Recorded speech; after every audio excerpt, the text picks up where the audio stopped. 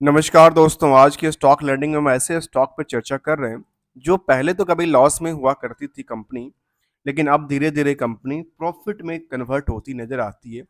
ऐसे ही कंपनी का नाम है जो कि कंपनी जीन्स बनाने वाली डेनिम पे कामकाज करती है कंपनी। उसको सिंपल कहें कि जीन्स बनाती है और जीन्स की मैन्युफैक्चरिंग से लेकर के ट्रेडिंग का कामकाज करती है कंपनी। इसका नाम है RV Denim and export limited. इसकी चार्ट पे हम नज़र डालेंगे, उस चार्ट में देखेंगे जो जिस हिसाब से पहले डेवलपमेंट था, क्या उसको ब्रेकआउट करती नज़र आती है या कुछ और संकेत देता है। तो यहाँ पे देखने को मिलती है जो स्टॉक अभी रिसेंटली स्टॉक में एक लंबी सी पुल बैक हो रही थी और पुल बैक के दौरान स्टॉक ने एक लंबी उछाल लगाने की तैयारी करता है क्योंकि इसका जो रिजल्ट का पार्ट था वो थोड़ा-सा इसके पक्ष में आ गया। अब आते हैं मैनेजमेंट की परफॉर्मेंस को लेकर को क्या कहती है, जहां पे देखा गया कि पिछले एक महीने में स्टॉक में करीब 24% की अपर साइड थी और रिसेंटली कुछ दिनों की बात करें रिसेंटली कुछ चार्ट रिसेंटली इसका रिजल्ट आया था जहां पे 7% की जंप किया है। ऐसे 6 महीने की चार्ट को देखें तो कहते करीब 5% का जंप और एक साल में नियरली क्या कहती है 71% का जंप। और यहाँ जो एक साल की चार्ट बनती है ना, यहाँ पे क्या कर दिया करने वाली है कंपनी, खास कर ये देखा गया कि यहाँ पे ब्रेकआउट करने की प्रयास में लगी थी लेकिन ब्रेकआउट कर नहीं पाई, थोड़ा सा इसको तोड़ने में थोड़ा सा नाकाम रही। लेकिन इसको सेप को देखा जाए तो ये कहती है, उसको कहते हैं नॉर्मली कप सेप कहा जाता है।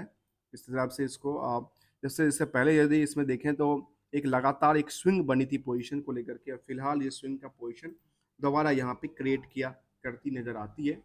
दोस्तों कोई रिकमेंडेशन नहीं है किसी स्टॉक को लेकर के, बस ये देख रहे थे कंपनी, जो कंपनी कभी लॉस में थी लॉस से कन्वर्ट होके प्रॉफिट में होती नजर आती है।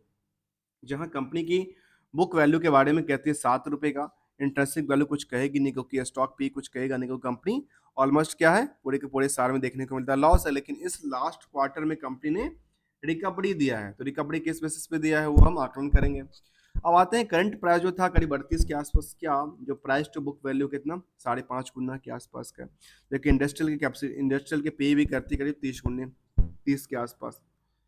अब आते हैं यहाँ पे एक चीज देखिए, जहाँ पे कंपनी के डिमेरिट के सवाल उठता है, सवाल उड़िए उठता है जो यहाँ पे 65% की होल्डिंग में कंपनी ने अपनी 51% की होल्डिंग को प्लेज कर रखा है। आखिर प्रमोटर के पास और क्या पैसे की जरूरत होगी जिसकी वजह से, या फिर बिजनेस मॉडल को लेकर डेवलपमेंट को लेकर के जहाँ पे इन्होंने इसको होल्ड कर रखा है। आरओसी के बाद नेगेटिव में है, आरओई की बात भी नेगेटिव है क्योंकि इनका सारा क्या कहते हैं प्रॉफिट नेगेटिव दिखता है।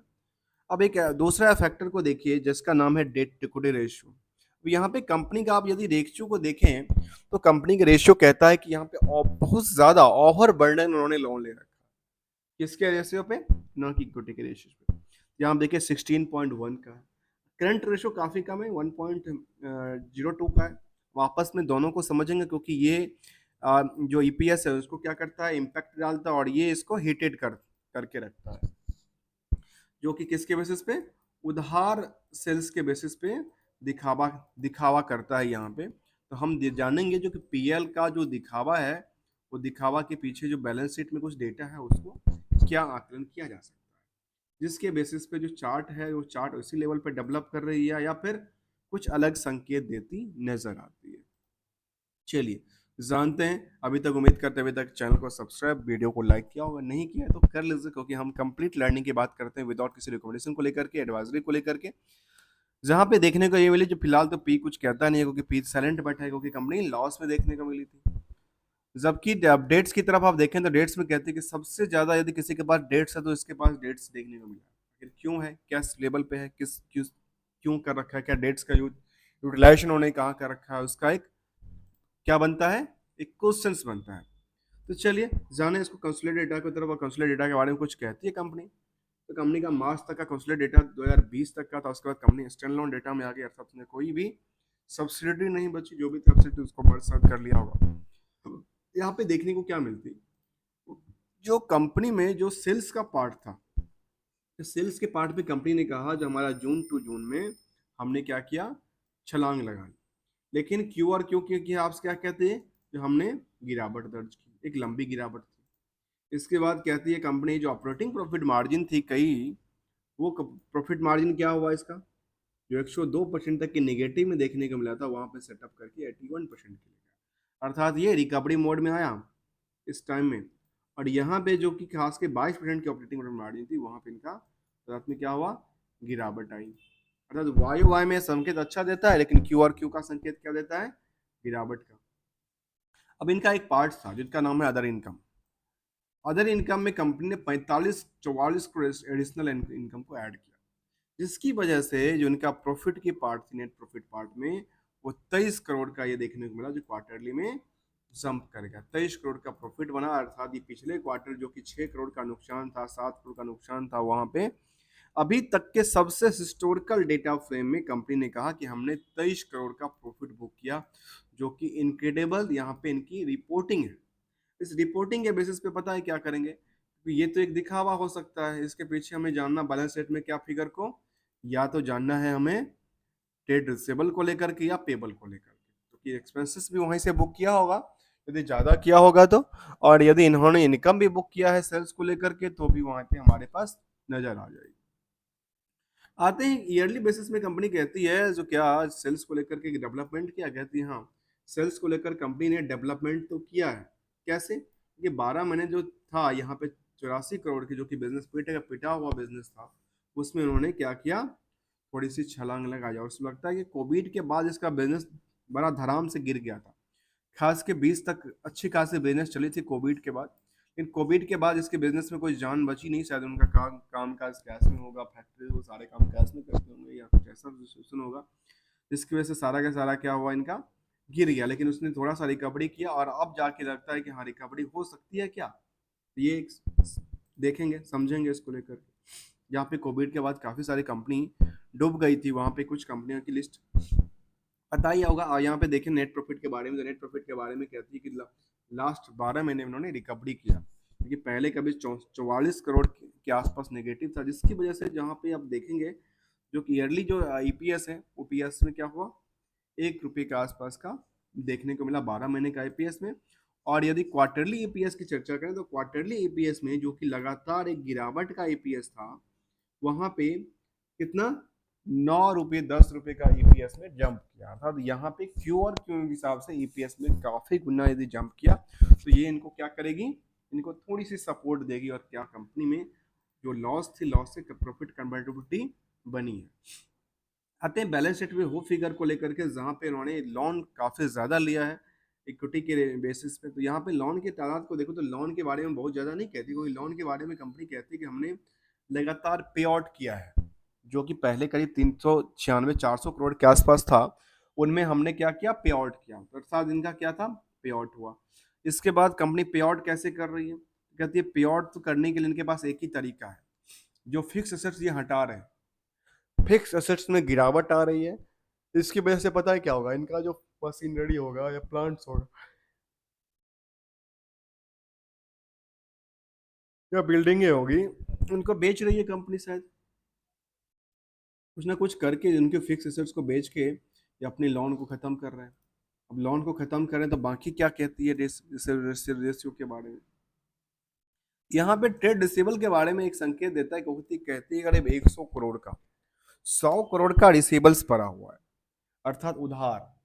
अब उधार कितने दिन के लिए पड़ा हुआ, ये कि बड़ा बड़ा चैलेंजिंग टॉपिक होता है अभी के जमाने में, उधार पड़ा होना, चाहे कॉर्पोरेट के लिए हो या फिर इंडिविजुअल के लिए हो। उधार की टर्म कंडीशन क्या है, ये एक बड़ा मैटर करता है, साथ में इसकी पेमेंट कितने दिन में पेमेंट आती है वो मैटर करता है। तो कंपनी कहती है हमारे पास पेमेंट का ना कोई लेखा जोखा नहीं है, मतलब 1.5 साल में पैसा आता है, ऐसा अंदाजा कहती है कंपनी अपनी डेटर्स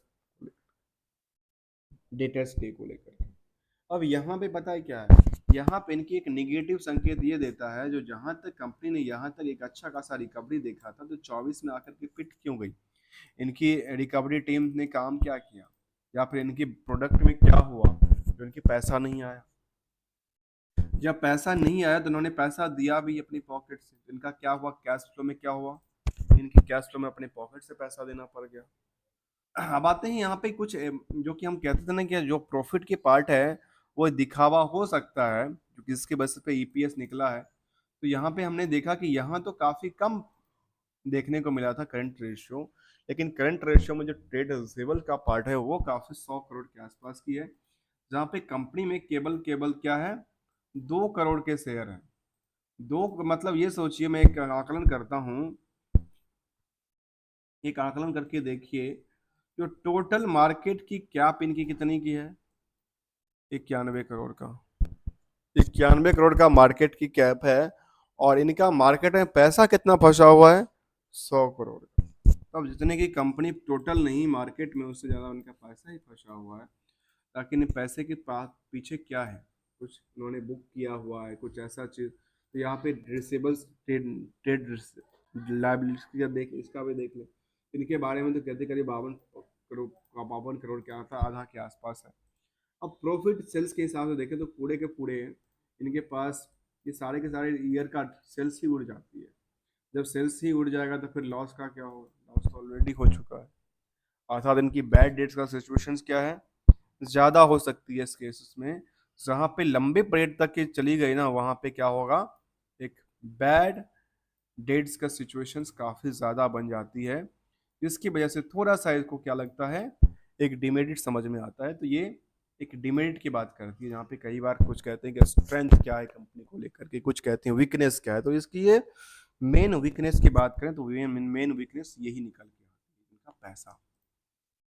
अब आते हैं आगे चल के देखेंगे इसको लेकर के क्या कहती है इसको लेकर के। जहाँ पे हम चार्ट में देखा कि चार्ट में बिल्डअप हो रही है, किस बेसिस पे बिल्डअप हो रही है, ये तो अंदाजा अभी रिसेंटली चार्ट को इसके लेकर के हो सकती है। अब एवरेज वॉल्यूम के एवरेज डे मार्क को देखो, डे मार्क में देखने को ये मिला तो 6 महीने में लगातार ने काफी सारा स्टॉक में जंप हो गई। चाहे 1 महीने की चार्ट की बात करूँ तो लगातार स्टॉक में जंप हुई। सब कुछ ठीक नजर आता है, लेकिन कुछ फैक्टर को लेकर के कुछ डिमेरिट भी है कंपनी को लेकर के, कुछ कहते हैं स्ट्रेंथ है, कुछ वीकनेस पॉइंट्स। तो वीकनेस पॉइंट में हमने क्या देखा, तो टोटल के टोटल हमने सीधा सीधा ये समझा, जितने का इनका मार्केट कैप है, उस मार्केट कैप इतना ज़्यादा पैसा इनका 100 करोड़ का मार्केट में क्या पड़ा हुआ है, उधार पड़ा हुआ है। और जिन पे इन्होंने क्या किया है, अपनी प्रॉफिट दर्ज करते हुए या लॉस दर्ज करते हुए उन्होंने शो कर दिया आपके पास, जो कि ईपीएस में देखने को मिली है। आते हैं अगले कदम पे, जहां पे हम जानेंगे इसको शेयर होल्डिंग पैटर्न को लेकर। कंपनी कहती है कि शेयर होल्डिंग पैटर्न में क्या 65% की होल्डिंग इसकी, और रेस्ट किसका है, 34% के आसपास होल्डिंग पब्लिक की है। आपस में तालमेल क्या बनाती है इसको लेकर के, तो जानते हैं इसको तालमेल को लेकर के। तालमेल के बारे में कंपनी में कुछ रिसेंटली बल्क ट्रेड हुआ था 18 जुलाई को। ट्रांजेक्ट एडवाइजरी लिमिटेड ने यहाँ पे बाय और सेल का एक बड़ी सी डील किया था, 30 और 31 के आसपास छोड़ते हैं इसको। और आते हैं इसको अगले कदम पे, जहाँ पे हम प्रोमोटर्स होल्डिंग के देखें तो क्या प्रोमोटर्स अपनी पोजीशन बेच रहे हैं, कहती नहीं। प्रमोटर बेच नहीं रहे, लेकिन डीआई की तादाद यहाँ पे है इस कंपनी को लेकर के, जहाँ पे यूनाइटेड इंडिया इंश्योरेंस कंपनी है, जहाँ पे इनकी कंपनी में 2% के आसपास होल्डिंग का होल्ड करती है। पब्लिक की बात करें तो पब्लिक में यहाँ पे निकल के आती है कंपनी, जो कि नियरली करीब 32% के आसपास की जो पोजीशन होल्ड करती है, उसमें से 6% की होल्डिंग एक इंडिविजुअल्स है जिनके पास होल्डिंग है। रेस्ट एक और है आईएफएफ जिनके पास पोजीशन है। बाकी रेस्ट देखा गया कि 32 में से 7% को माइनस कर दें, 8% को, तो नियरली ये देखेंगे 24% के आसपास पोजीशन एक आम इन्वेस्टर के पास हो सकता है। आम इन्वेस्टर में रिटेलर की तादाद के बारे में क्या कहती है इस स्टॉक को लेकर के, तो जहाँ पे रिटेलर के बारे में कहती है, जो कंपनी में करीब करीब 16% के आसपास, 16 मतलब टोटल 20% के आसपास की जो रिटेल जो की होल्डिंग है, वो किसके पास है, रिटेलर के पास बनी है स्टॉक को लेकर के। अगले कदम में देखेंगे इसको लेकर के क्या पता है, इसका कॉर्पोरेट एक्शन क्या कहती है, बाकी कुछ लेटेस्ट अपडेट क्या कहती है, सेंटीमेंटल के बारे में क्या कहती है।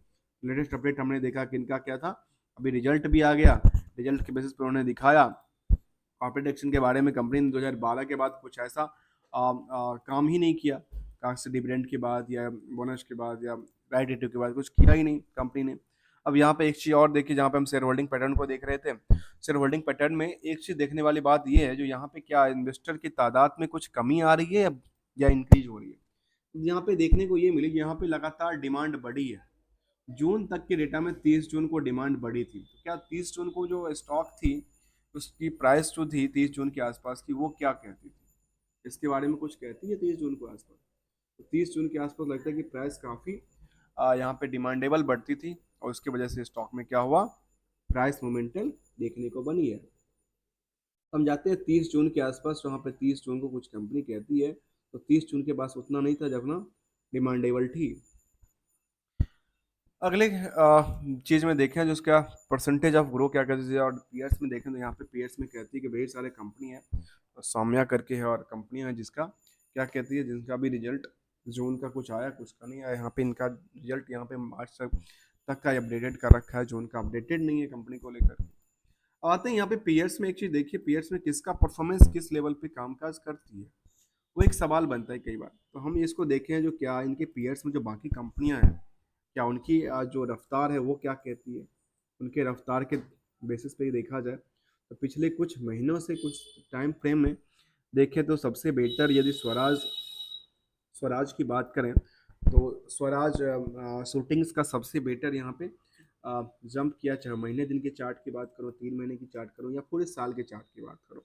बाकी कंपनियों में इस तरह के देखने को नजर नहीं आई, लेकिन हाँ इस कंपनी में थोड़ा सा सिक्योरिटी बनी जो कि लगातार 26%, 65%, 71% तक की पूरे साल में एक एक टाइम जोन के हिसाब से उन्होंने कहा कि हमारे पास ये जंप करती नजर आती है। मतलब इनके पीयर्स में देखें तो पीयर्स में ये कहती है कि इनके पीयर्स में 4-5 कंपनियों की लिस्ट में इनकी तादाद सेकंड नंबर पे आती है और इसके इससे बेटर परफॉर्मिंग कंपनी कोई नजर आती है। हमने समझने का प्रयास किया इस कंपनी को लेकर के। इस कंपनी का नाम था आरवीज, जो कि कहते हैं कि डेनिम्स कंपनी कामकाज करती है, टेक्सटाइल इंडस्ट्रीज की कंपनी है, एक्सपोर्ट पे कामकाज करती है।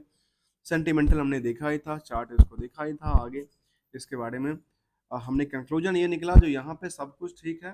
जब प्रॉफिट बना रही है कंपनी तो प्रॉफिट बनाने के बाद बाद कंपनी में एक ही चीज़ की कमी देखने को मिला, जिनके अदर इनकम साइड से प्रॉफिट बना रही है और और क्या कर रही है बताएं, जिनका इनका केवल केवल उधार पैसा बहुत ज़्यादा फंसा हुआ नजर आता है, जो कि एक क्या करता है, एक रिस्क फैक्टर बनता नजर आता है इसको लेकर। तब तक के लिए thank you so much for joining यार दोस्तों।